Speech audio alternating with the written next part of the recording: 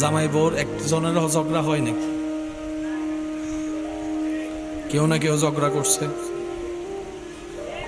ভাই কথা বলেন না, মুখ ফুলায় বসে আছে।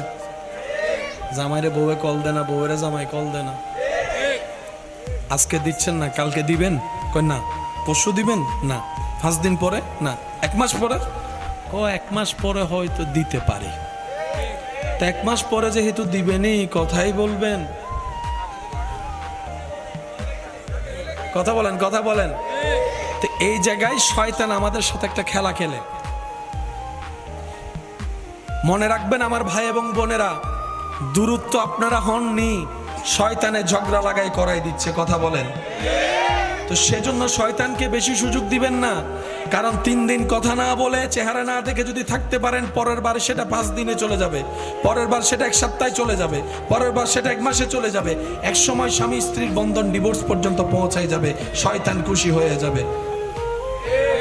আরো জোরে। সেজন্য শয়তানকে সুযোগ দেওয়ার কোনো দরকার